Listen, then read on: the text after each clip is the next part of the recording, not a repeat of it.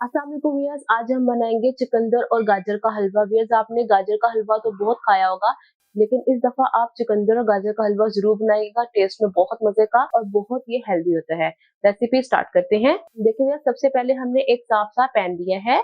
इसके अंदर जाएगा 1 टेबलस्पून के करीब घी। बिस्मिल्लाहिर्रहमानिर्रहीम।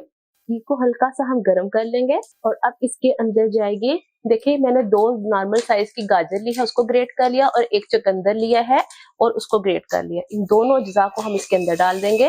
बिस्मिल्लाहिर्रहमानिर्रहीम। मीडियम लो आंच पे 5 मिनट के लिए घी के साथ हम भून लेंगे दोनों अज्जा को। देखिए भैया, हमें 10 मिनट हो गए हैं इसको अच्छे तरीके से चुकंदर और गाजर को भूनते हुए मीडियम लो आंच पे।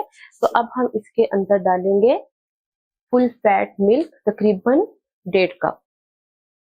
आधा कप और डालेंगे। बिस्मिल्लाहिर्रहमानिर्रहीम। मिक्स करेंगे। अब ये हमें मीडियम लो आंच पे इतनी देर पकाना है कि गाजरें हमारी नरम हो जाएं और हमारा जो है दूध अच्छे से ड्राई हो जाए। ये देखिए व्यूअर्स, हमारा जो दूध है वो अच्छे से ड्राई हो गया है और गाजरें भी देखिए नरम हो गई हैं। इस स्टेज पे अब हमने डालनी है इसके अंदर शुगर। मैंने तकरीबन 3 टेबलस्पून शुगर ली है और 3 सब्ज इलायची हैं। तो आप अपने टेस्ट के अकॉर्डिंग भी इसके अंदर शुगर डाल सकते हैं। इसको मिक्स कर लेंगे।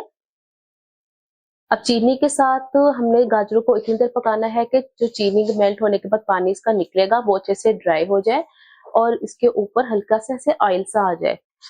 गाजरों के ऊपर ना एक शाइन आनी चाहिए गाजरों के ऊपर। तो ये हम सब मीडियम लो आंच पे ही पकाएंगे तकरीबन 10 से 12 मिनट के लिए। ये देखिए व्यूअर्स, चीनी का पानी अच्छे से सारा अच्छे से ड्राई हो गया है और ये देखिए घी ने अपना शाइन दिखाना शुरू कर दी है। और अब हम इसके अंदर डालेंगे थोड़े से क्रश किए हुए बादाम। मिक्स करेंगे। सिर्फ 1 मिनट के लिए हम पकाएंगे, सिर्फ 1 मिनट के लिए पकाएंगे और फाइनल लुक के साथ सर्व कर देंगे। ये देखिए व्यूअर्स, हमारे गाजर और चुकंदर का हलवा बनके रेडी हो गया है। तो आई स्वेयर आपको बिल्कुल नहीं पता चलेगा कि इसके अंदर चुकंदर है, लेकिन ये इतना हेल्दी है अपने बच्चों को, बुजुर्गों को, बल्कि खुद भी ये हर किस्म की एज के लोग खा सकते हैं और इसका कोई साइड इफेक्ट नहीं है। ये इतना हेल्दी है कि आप इंशाल्लाह इसको खा के खुद अपने अंदर एनर्जी फील करेंगे।